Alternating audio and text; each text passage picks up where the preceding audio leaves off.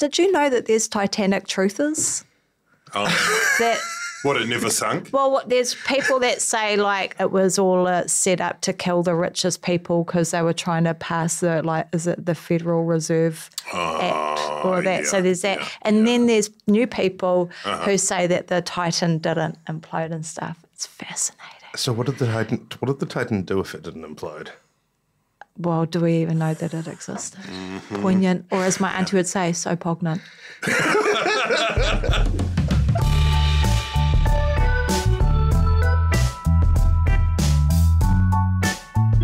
Tēnā koutou katoa. This has gone by lunchtime. It's July 19, 2023. Kia ora, Annabelle Mather. Tēnā koe, Toby Manhire. Hello, Ben Thomas. So what are we, day 88, 87, 89? 75 95? until advance voting opens. Okay. Which is that makes it sound more something. manageable. Yeah. Just over 10 weeks until we're just going to break it begins. up. Anyone can do anything for 75 days. Yeah. And Samuel. Kia ora.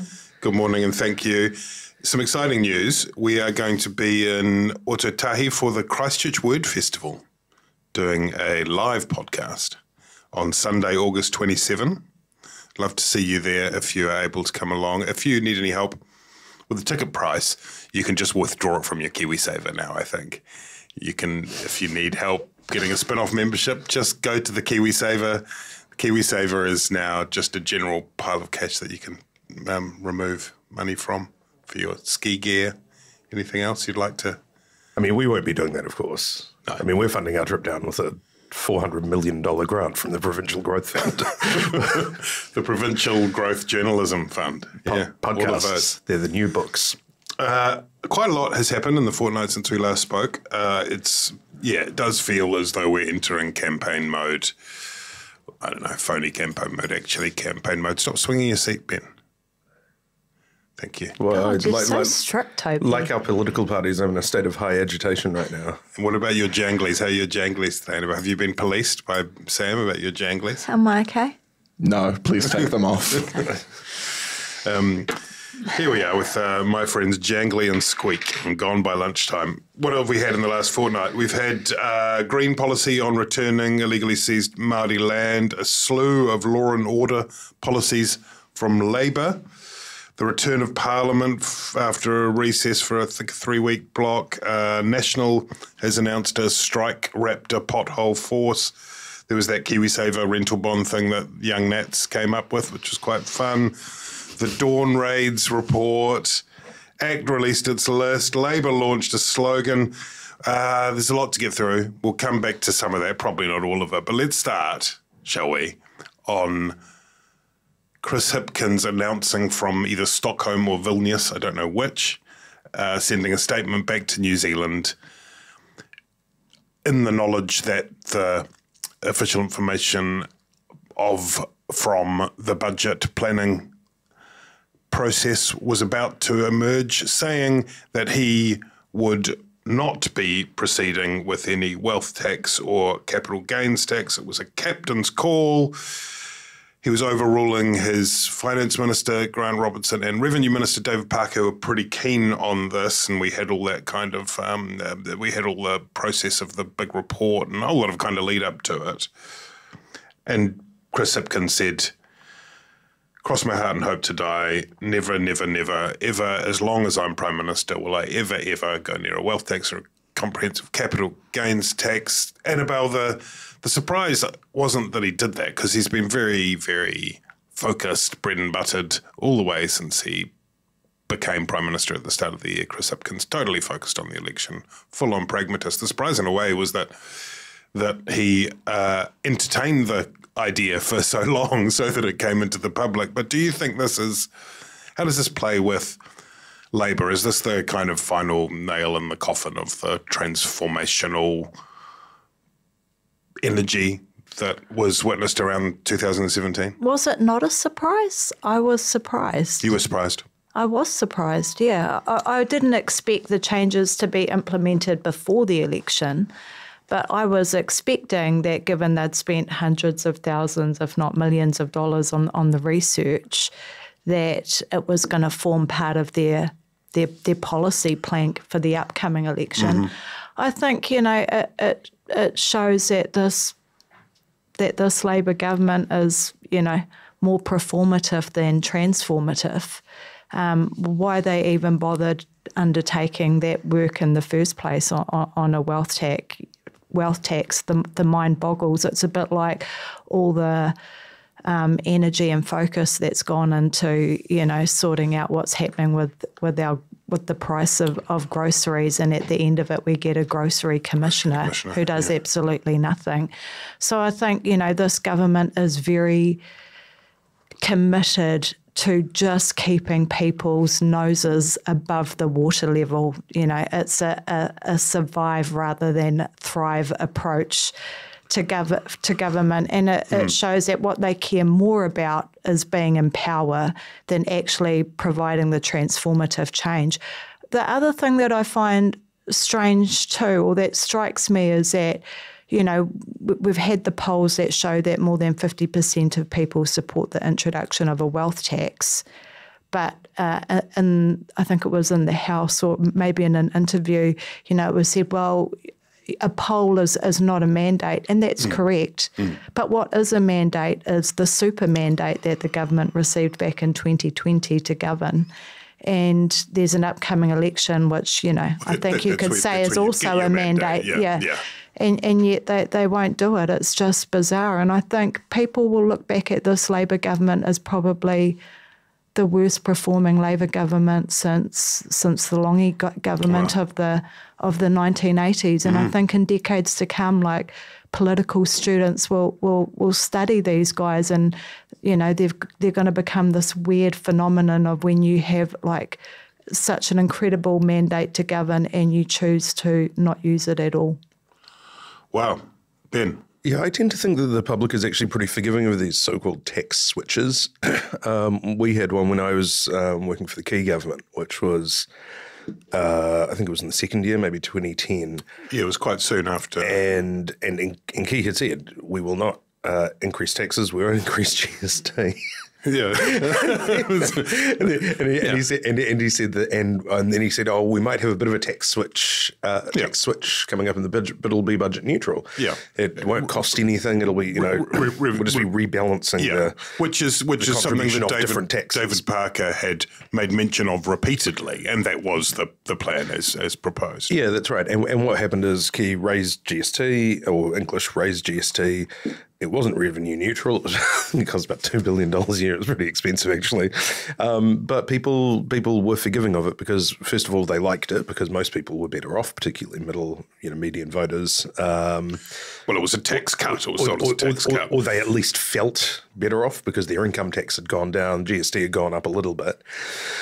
But, in terms of sort of mandates, generally you can actually take the public with you as long as people are no worse off. Right. And sometimes I sort of think if we're ever going to actually have any kind of capital gains tax in New Zealand, you almost have to sort of impose it almost a bit by stealth, in the sense that, you'd have to design it very carefully so that most people saw an immediate improvement in their, in their income sort of, in their PAYE, each month or whatever.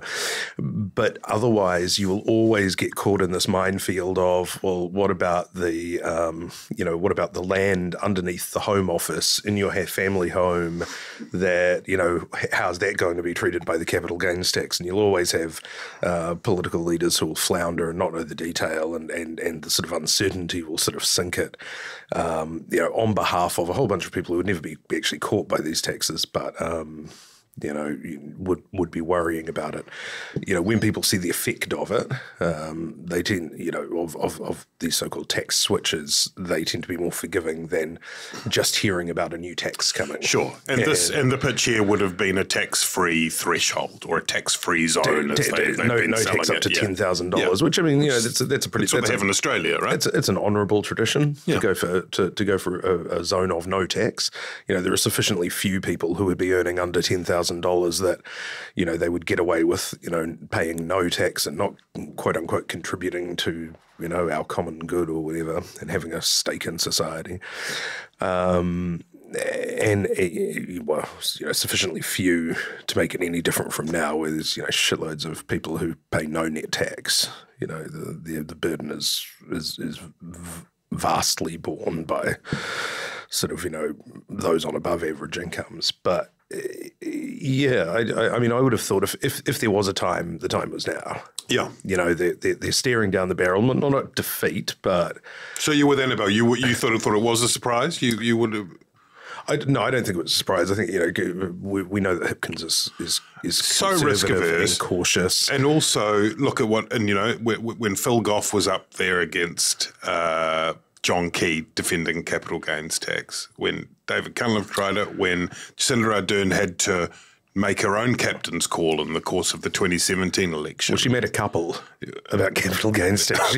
She brought it back as a captain's call, and then she killed it as a captain's call all within the space of about 4 weeks. Yeah. And after she had cast her own vote, which meant that she possibly voted for herself under false pretenses. But as Bernard Hickey sort of has outlaid at some length, and when you plot out what happens next, the fact that Hipkins has ruled it out for the duration of his prime ministership, if Labour were to win, it's out then. Obviously, National aren't working out how to introduce a wealth tax or a capital gains tax. They're in fact removing some of the bright line provisions. We're talking if New Zealand needs, Annabelle, a fundamental reshaping of the tax system, it's not happening for 10 years. No, and the irony is National has had to back down on their plans to provide tax cuts to people. So, I mean, the difference between National and Labour in terms of their policy is pretty marginal now. It's if we want change, then it has to come through the minor parties having enough leverage in their negotiations to be able to drive through some of their tax policies. I wonder whether Labour's tax policy is expected any day now. It could even be this week, and I wonder what they've got left to do.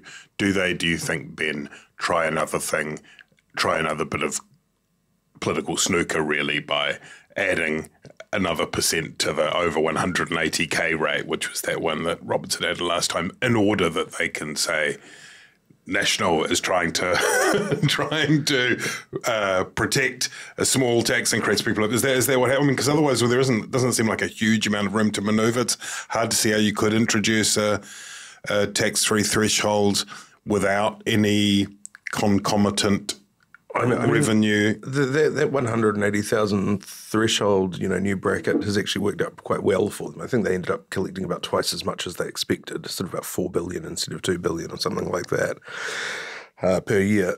So, if you wanted to whack another cent or 5 cents or anything onto that, then if you put another 5 cents on it, you might start really sort of irritating the kind of, the bureaucratic class and the white collar sort of left-wing supporters. But yeah, look, I would expect, if there was going to be any movement there, it might be sort of 1 cent on the top, minus 1 cent on the bottom sort of thing. Yeah. But more likely, I think we'll probably just see more tax credits, more of these sort of basically $20, government gift vouchers essentially that sort of get handed out as either a winter energy payment or or as a working for families, child tax credit or whatever. And it's basically just, Susan St. John actually wrote a good piece about this. And, nobody would ever accuse Susan St. John, economics lecturer at Auckland University, of being a frothing righty or an economic conservative. And she said, who cares about the wealth tax and the capital gains tax and the tax switch that was abandoned? Because you're really just tinkering around the edges. As she pointed out, the wealth tax was sort of discounted because it had huge compliance costs. I think they said that the compliance costs of chasing down the wealth of these high net worth individuals would be about between 20 and 40% of the revenue you raised, which is massive compliance. And then, one in 12 of them would probably go overseas and remove their asset base from New Zealand. And, it gets very complicated. But wouldn't they just be subjected to, other types of taxes overseas? Because most places do have those types of taxes in place already. Most places have asset tax. Well, most places don't have wealth tax. They don't have ongoing wealth taxes. I mean, there are things, there are things like the UK has an inheritance tax, for example. There are a bunch of different. New Zealand is quite unusual in lacking any of these sorts of mechanisms. This wealth tax that was proposed was pretty unusual, though. The David Parker's brainchild. On the Susan John point, I mean, I read that piece. I thought it was good too. What I thought it missed was that just because the yield is not massive on the proposal, you kind of break the seal, right? Like you have to. It's about introducing something new that you can then. Yeah, but the other point that she made is, I remember being sort of slightly exasperated by this sort of in the mid-2000s, a million years ago, where it was sort of Don Brash versus Helen Clark, and they were, Don Brash was promising $20 a week tax cuts. Helen Clark was offering between $10 and $25 a week and working for families, and, it was sort of, well, which of your estranged parents is offering you better pocket money, right? Now, we're still talking the same sort of margins and amounts. We're still sort of talking $20 here, $20 there, whatever. That would have been the net effect, for middle income earners for that, under that Labour proposal. Now, maybe you have benefits from rejigging the tax system, but we've got to get out of this mindset that the government is going to make us rich by giving us a fresh $20 note every week. No, but that's not what people think, Ben. It's not about taxing to get us all personally rich with a bit of extra money. It's about being able to invest in stuff like flood assets and the health system and education and those sorts of things. But like wealth taxes are revenue neutral. But something like a wealth tax could be that would not the way that it was proposed. No, but I think the point is that once you start introducing a kind of paradigmatic shift, then you can use those new, because at the moment we're relying on bracket creep, which Roger Douglas was writing a 700-page letter denouncing just yesterday. That's the argument, isn't it? That you need to change the fundamentals of the system in order to deal with the requirements to do with infrastructure, to do with properly funding. Yeah, but I think it relies on this idea that we have this cadre of super wealthy who are just as wealthy as the wealthy in other countries. And they can pick up the slack of our sort of underpaid. But, our rich people are poor compared to rich people overseas, right? We are just we're a relatively low income country with a poor capital base, and we don't have enough capital. Even if we went and ransacked all of the rich New Zealanders and literally just took all of their money and poured it into the government accounts, it would be gone. Can we do Peter Thiel first? That's all I'm asking. Yeah, well, I rewatched The Bling Ring, so we could just go and see if there's a key under the safe house in the South Island and the mat behind the door. Annabelle, you talked about the smaller parties, and it is interesting in terms of this battle for the proverbial median voter in the centre. The latest poll that came out this week, which is now called Varian, mysteriously, having previously been called Kante, having previously been called Conway Brunton, for One News, had the two main parties on 68% combined, which is pretty low. And that we haven't seen that since around 2002. 2002, we're heading towards the lowest Labour national combined vote since 2002 in this election, and we've sort of talked about some of the reasons for that. It's interesting in terms of the way it plays out in discussions in the campaign, which can become very repetitive and tedious in terms of what bottom lines and rulings out and all that sort of thing. An example, I guess, in the last week was the Greens released a policy on Māori whenua, which even they didn't seem that convinced was going to happen in government. Can you talk about that policy and whether you think there should be something that's up for grabs in a potential post-election negotiation? It is such a fantastic policy, and I really hope that they hold the line on it. So they're proposing a $350 million fund to buy back Māori land that was taken illegally through raupatu or confiscation. They're proposing that no more Māori land is taken by the Public Works Act, and all over the country there's stories of incredible injustice where Māori land has been taken under the Public Works Act, not used for the said purpose, and then the government or the local council who's ended up with it refuses to return it to Māori. And the other thing they're promising to end is perpetual leases, which again is another incredible story of injustice. And anyone who says that, we have one law for all in New Zealand, who knows about perpetual leases, should just give us the 101 on perpetual leases. Ben probably has a better understanding of the history of it than I do. But basically, when you couldn't confiscate land anymore, the Crown came up with a new way of removing land from Māori.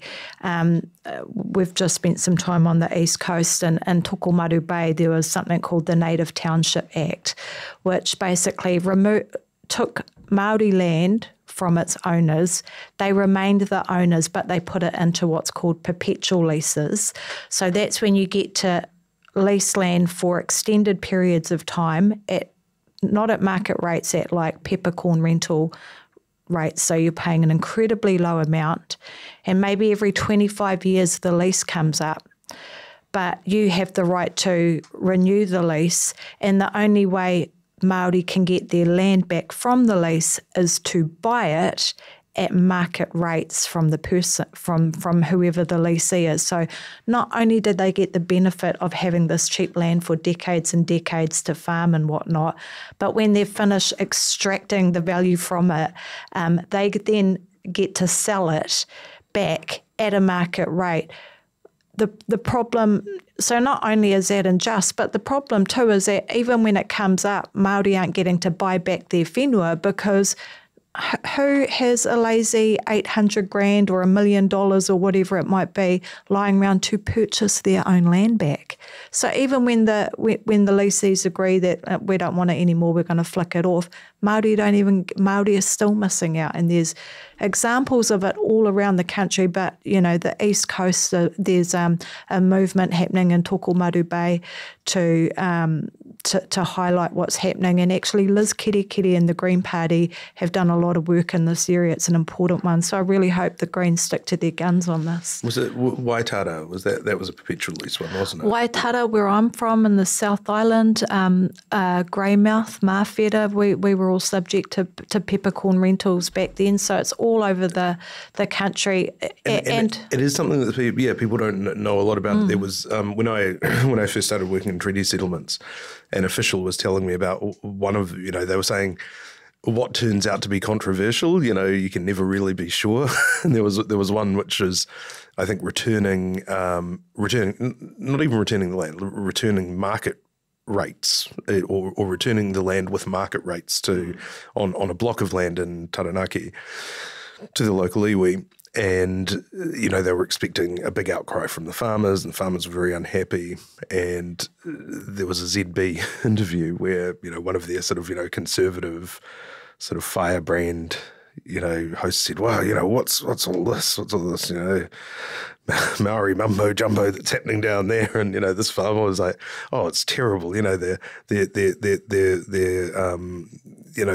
trying to get us to pay market rates on, this land that we've had leased, for the last 100 years. And the ZB host was like, what, they want you to pay market rates? Well, that's fair, isn't it? Yeah. It sounds insane. Yeah, it's one of these things that you try and there are arguments, like. And then they all got compensated. Yeah, farmers will say things like, "Oh, we've invested a lot of capital over the years, and so we've put, but there's got to be a way through that isn't just." Basically your entire property rights are expropriated too. Yeah, but they could afford to put the investment into it because they were getting it for dirt cheap. Oh, no, yeah, exactly. It's just insane. And, in the Public Works Act initiative for the Greens, very good idea. I mean, most of the public works in New Zealand was built on Māori land. And the reason for that was that it was one of these sort of vicious cycles where under the legislation governing Māori land, in order to sort of, keep it in the family and stuff, it was all multiple owners. But because of that, the Crown said, well, because of that, you can't do as much with it. It's hard, you can't sell it. That means its market price is less. And so when the Crown was coming to compulsorily acquire land, it had to pay whoever it compulsorily acquired it from, but it valued Māori land as less because it couldn't be sold on the free market. And so they would go, well, this is a bargain. we're only going to take Māori land. Yeah. And also, there was less political blowback for it. So pretty much everything. Not everything, but by and large, where land was taken for public works in New Zealand, it's been Māori land, and vastly disproportionate. As Annabelle said, a lot of it didn't end up being used for the proper purposes. Often those purposes were to build roads for Māori or hospitals, and those often just sort of fell off the bottom of the spreadsheet. Of the to-do list.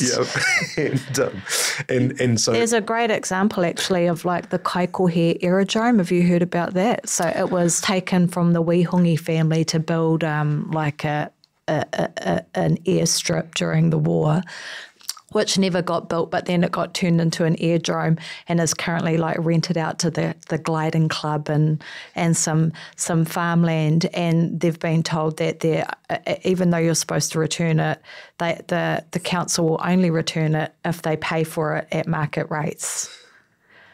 But wait, there's more, because it was originally taken by the government when all the Alan Titford stuff kicked off in the 80s, and Labor said that private land was no longer able to be part of treaty claims.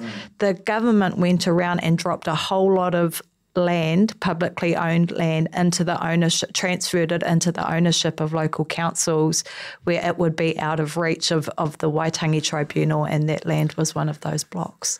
Yeah, and in terms of the use of private land and private property does occasionally get used in treaty settlements, very occasionally, and it's on a willing seller, willing buyer basis. So sometimes we actually that happened a lot during the GFC. People who had overpaid for land would sometimes try and offload it to the Crown and say, we're desperate. Like the property prices plummeted by 30%, and they'd be like, we need to, we really want this to go back to its traditional owners.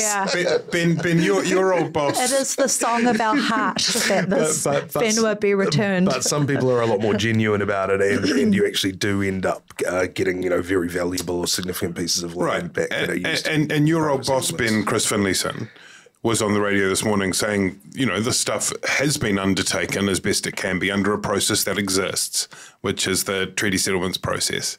And this is fantasy land from the Greens because it would reopen a whole bunch of a whole lengthy, decades-long process. The part of the policy that can't happen is the bit where they want to get rid of the previous deadline for lodging Waitangi Tribunal or historic claims. And they which should never have been introduced in the first place. And they want to reopen all claims, right?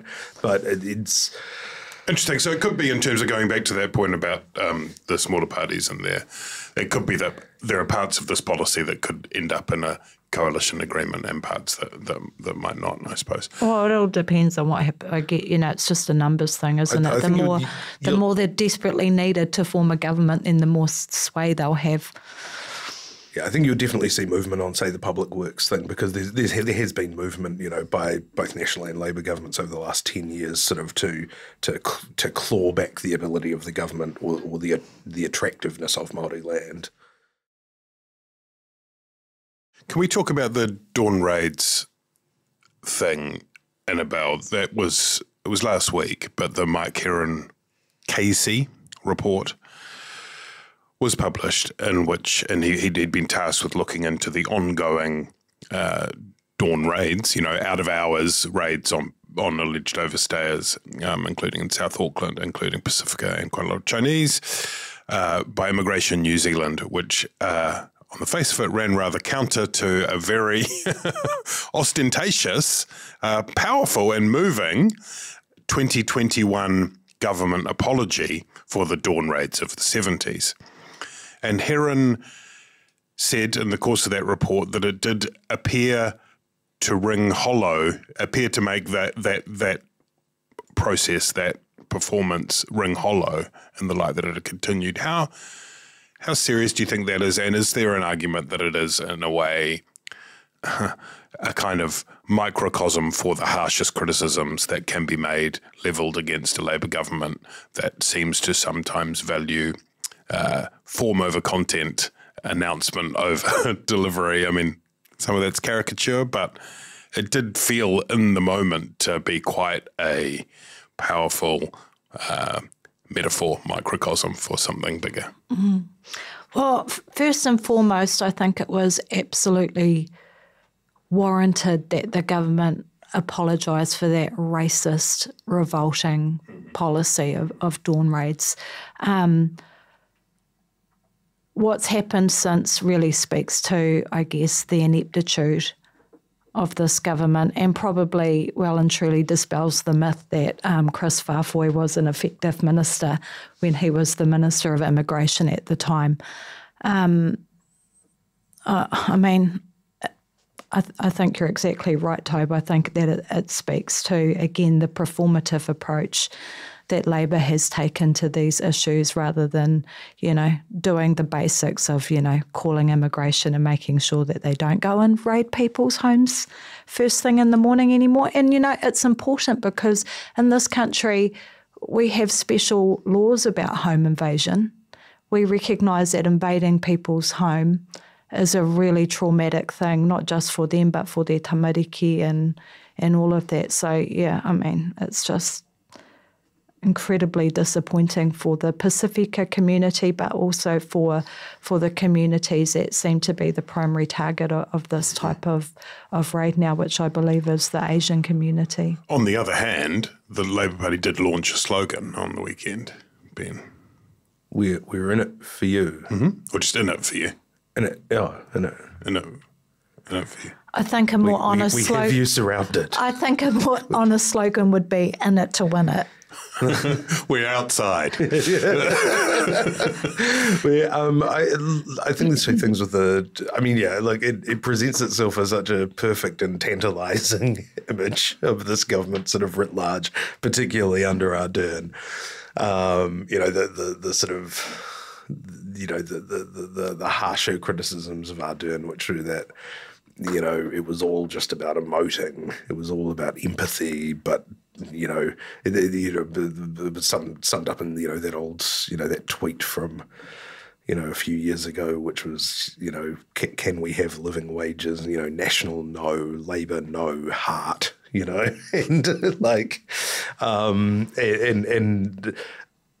I think in a way I feel a little sorry for them because I'm not sure that the objection to the dawn raids was simply these are raids that happen out of hours.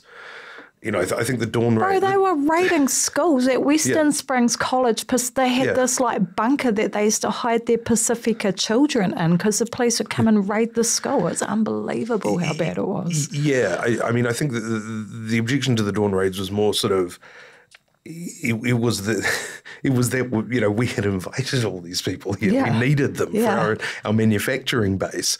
We were desperate for Pacifica workers. And then as soon as, economic conditions changed, the economy started, going a bit downwards and, inflation increased, things like that, suddenly they were surplus to requirements. And there was this sort of military style operation to, hound these people out of the country. And, obviously right. The shameful chapter in New Zealand's history.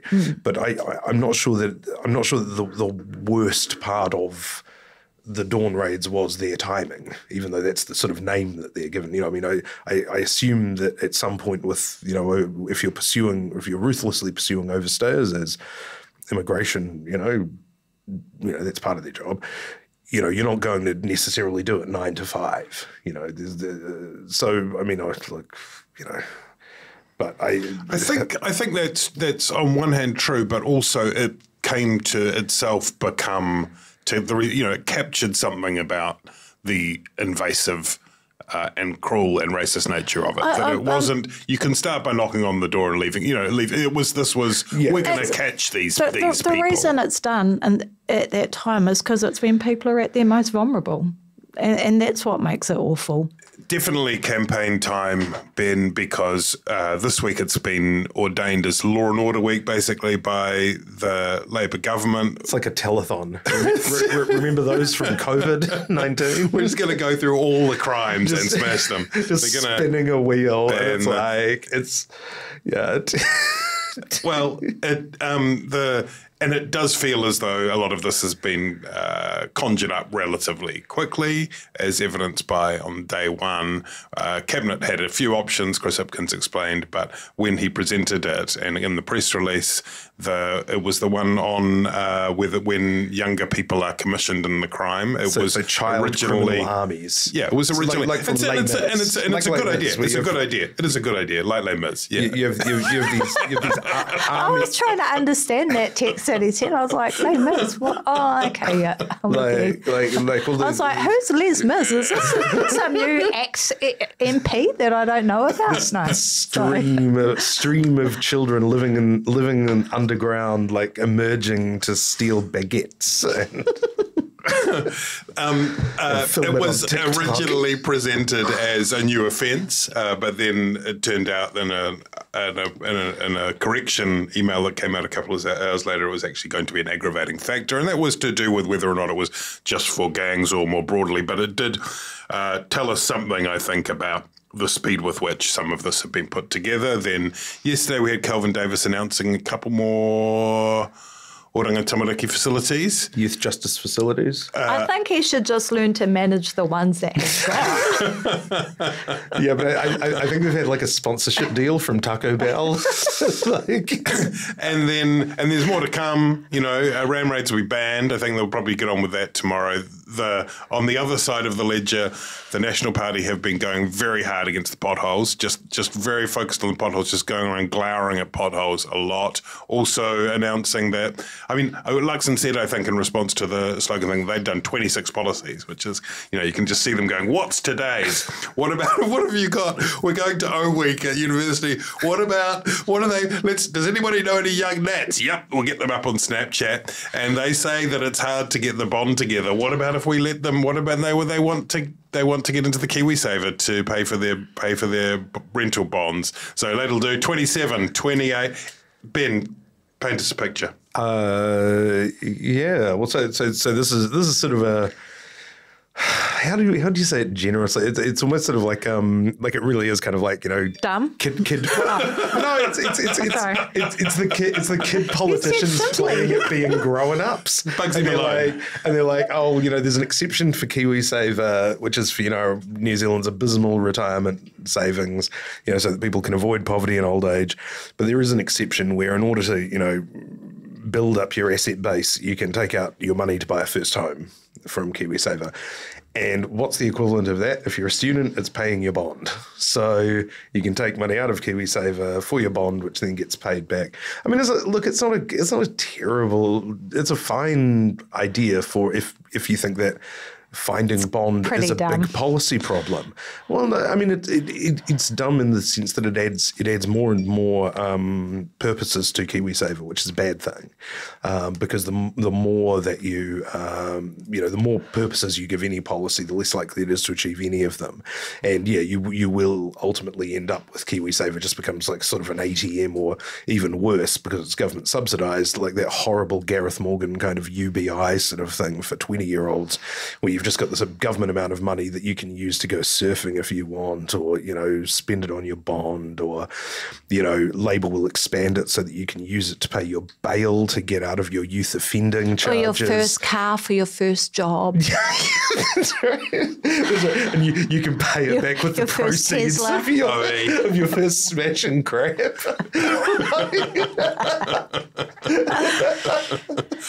Yeah, there's an election on. I think that's what we're saying. Really, isn't it? Yeah, people are just grabbing at stuff and kind of going, look, it's a policy. Yeah.